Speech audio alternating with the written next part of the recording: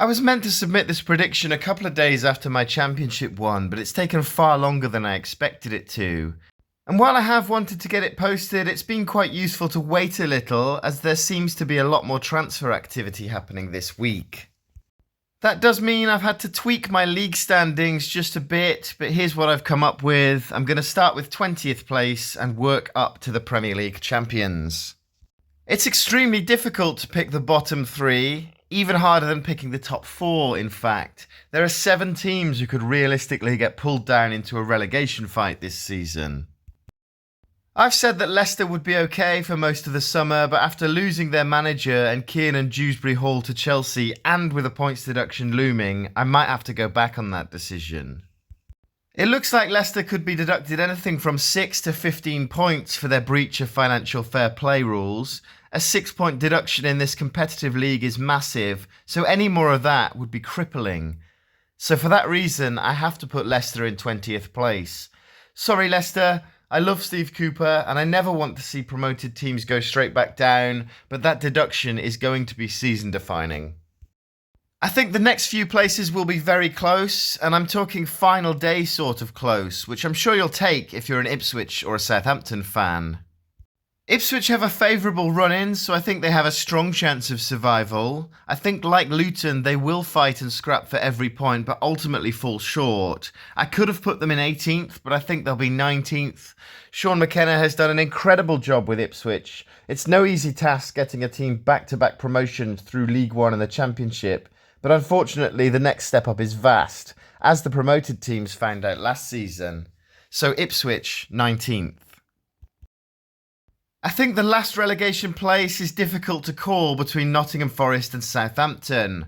Forest survived with the lowest amount of points ever to stay in the Premier League last year, and I think it was a let-off that the 3 promoted sides struggled so much.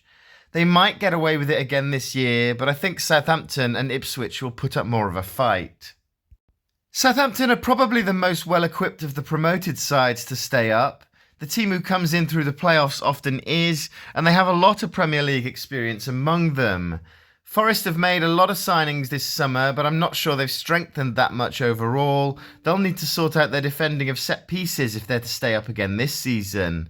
As I'm based in Nottingham, I hope I'm wrong, but I'm tipping them to go down in 18th.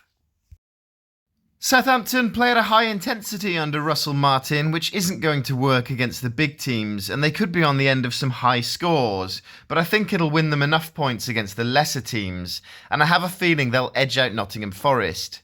Southampton's 17th, but in reality, other than Leicester, who I think the points deduction will ruin, the teams I've mentioned so far could finish in any order. I've seen Brentford in a lot of people's bottom 3, but with Thomas Frank in charge and Ivan Toney still pulling on a Brentford shirt, is it really likely that they'll go down? I can't see it. They have been found out just a little over the last couple of seasons, but I think they have far too much quality to go down. But they might be drawn into the fight, so I've put them 16th. I've gone with Wolves in 15th. Gary O'Neill did a great job steering them to mid-table last year, and they have players such as Mateus Cunha and Fabio Silva who can hurt you, but they lost Pedro Neto to Chelsea this week, which is a big loss. I expect Wolves to be troubled by the relegation fight, but never actually be seriously threatened by it, which is why I'm putting them 15th. I've gone with Everton to swap places with Wolves and finish 14th. They finished 14 points clear of the relegation zone last season, despite having 8 points deducted. Although there were several poor performances and they did go on a long winless run last year, there were also times when they looked like they could have beaten anyone. Sean Dyche is the master of avoiding relegation, and I think he's going to steer them to safety again, even after losing Amadou Onana to Aston Villa, which is a huge loss, but they'll be fine. In 13th, I've gone for Bournemouth.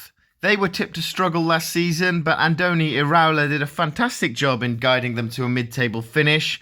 There are a lot of rumours going around that Tottenham are pursuing Dominic Solanke, who is clearly one of their key players, so it'll be a bonus if they can keep him. I can see Bournemouth being on the end of some heavy defeats at the hands of the likes of Arsenal and Man City, but I think they'll keep picking up points against the teams around them. I don't even think they'll be in the conversation about relegation. I think they'll have another solid season in the middle of the table, 13th. Would you be happy with that, Bournemouth fans? Also in the bottom half, I'm going for Brighton. They've been impressive in recent years and even had European football at the Amex last year, but I expect the departure of manager Roberto De Zerbi to hurt them. I don't know very much about new manager Fabian Hürzeler, but managers have a habit of coming into Brighton and making a name for themselves, so he might surprise a few people. They've lost Pascal Gross to Dortmund and I think he'll be missed, but they've made some promising looking signings such as Mats Wiefer and Yankuba Minty. There's talk of them signing Mats Hummels from Dortmund too, who's coming to the later stages of his career, but is still an exceptional talent and would give their squad a massive boost should they land his signature. I'm a little apprehensive about putting Brighton as low as 12th, and they could make me look very silly, but I think there'll be stronger teams in the middle of the table this season. One of those teams will be Fulham, who I've put at the head of the bottom half. I rate Marco Silva highly as a manager, and I don't think they'll struggle this year. They may have lost Palhinha, Adebayo and Decordova-Reid, but they've brought in Sessegnon and the criminally underrated Emile Smith-Rowe from Arsenal. I expect him to have a very good season at Fulham, so I'm putting them 11th. Moving on to the top half of the table, and it's no easier to predict than the bottom. I've mentioned Brighton, Fulham and Bournemouth already, but I expect them to all be close with West Ham and Palace in the middle. I've put West Ham in 10th. Julian Lopetegui is another manager I rate highly, but they were extremely inconsistent last season under David Moyes, and the squad hasn't changed drastically. Niklas Füllkrug is a huge signing for a team like West Ham. I expect him to score a lot of goals this season, which will make up for the loss of Said Benrahma, and they've added Max Kilman from Wolves, who should add some more stability to that defence, who looked a bit leaky towards the end of last season. West Ham 10th. In 9th, I've gone for one of last year's form teams during the run-in, and that's Crystal Palace. Oliver Glasner did a brilliant job, and I expect more of the same from them this year. They lost Michael Olise to Bayern, who I think they'll miss, but they still have other top talents such as Eberechi Eze, Jean-Philippe Mateta and Mark Guéhi. If they can keep hold of those players, I think they're on course for a top half finish. They could even break into the top 8 should one of them have a poor season, but either way, I think Palace fans will have a lot to celebrate. I'm putting them in 9th. I think it's fairly obvious who the top 2 will be, but the next 6 were extremely difficult to place in the table. This could be a very exciting, close-run fight for the remaining European places. But before we go any further, what are your thoughts on my predictions so far? What would you change? Let me know in the comments. Don't forget to subscribe if you're enjoying my content so far. Let's start the top 8 with Chelsea. Is Enzo Maresca the right man to take the club further? He did a great job with Leicester last season despite some of the fans' dissatisfaction with him, but Chelsea seemed to spend a lot of money yet still managed to lack any sort of direction under Todd Boehly.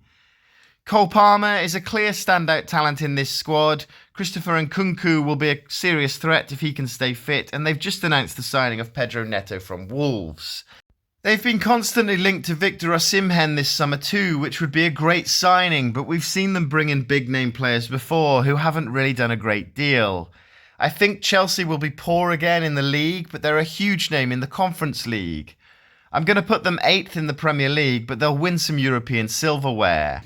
Would that be classed as a successful season though, Chelsea fans?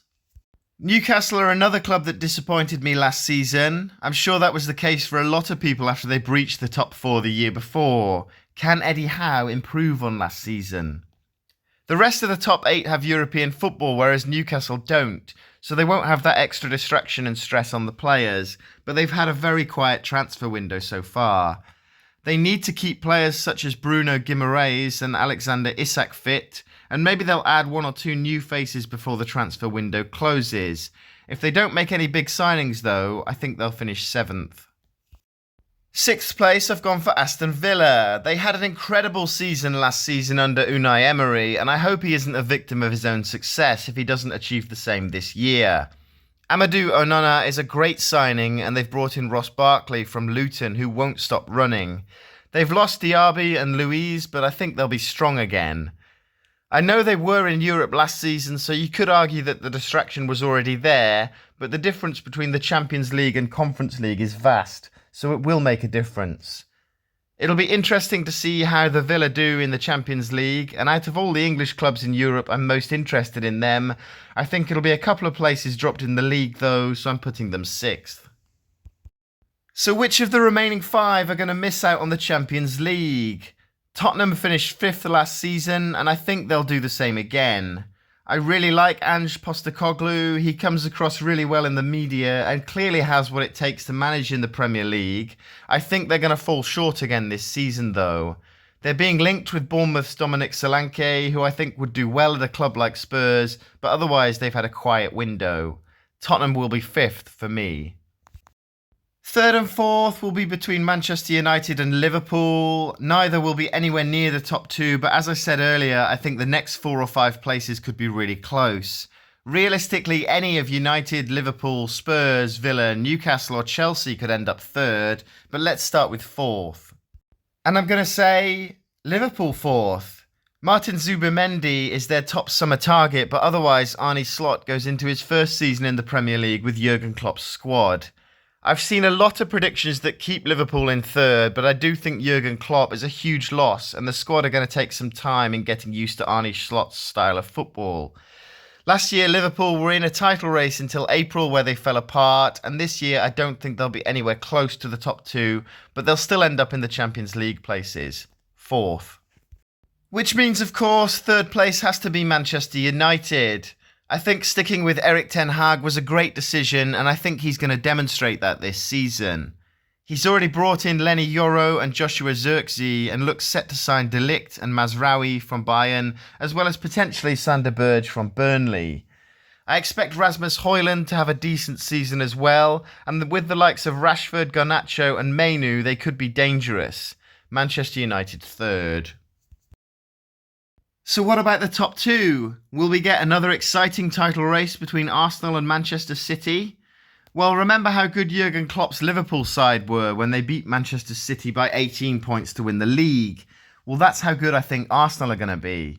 They won't win it by anywhere near 18 points, but let's not forget they only dropped 5 points in the entirety of 2024 and still didn't win the title. That's how good City are. 4 in a row is some achievement. It's so good that nobody has done it before, but that has to come to an end at some point. Although there's a chance this might be Pep's last season at City, I think the run of titles ends this summer. I've put Manchester City in 2nd. They'll be way ahead of United in 3rd, but I don't think it'll go to the final day this season. They've brought in Savinho, who's a bit of an unknown, and lost Alvarez. It's a bit surprising to see Julian Alvarez leave, but Pep Guardiola has said many times if a player wants to leave, he won't stand in the way. And I did wonder how long Alvarez would want to hang around as Haaland's backup. It's hardly surprising that he wants first-team football, and I think he'll be great at Atletico. Maybe he'll come back to haunt City in the Champions League. There's also the issue of the alleged financial fair play breaches, which is due to be heard in November. This could be a major off-field distraction, but it could also spur City on. City usually have a bit of a dip in form before they demolish everyone in front of them, and I don't see Arsenal dropping many points again. This season, that dip in form could cost City, and that's why I'm putting them 2nd. So that leaves Arsenal. I can't see anyone stopping them claiming their first league title in 21 years. Mikel Arteta has done an amazing job keeping them so close to Guardiola's City for the last 2 seasons, and I think they'll run away with it this year. As I said earlier, I don't think it'll be 18 points to match Liverpool, but I can see them beating City by 5 or 6. I expect them to cruise into the first few months of the season and take it from there. They've added Calafiori to an already big physical defence and made David Raya a permanent signing, so they aren't going to concede many goals. They're lacking a clinical striker, but that didn't seem to bother them that much last season. Saka, Odegaard, Martinelli, Havertz and Trossard are capable of grabbing a goal at any point. And as good as Manchester City are, Arsenal will win the Premier League. So there you have it. Arsenal end their title drought. Man City's run of titles comes to an end. Let me know your thoughts in the comments, and please consider subscribing if you enjoyed this video.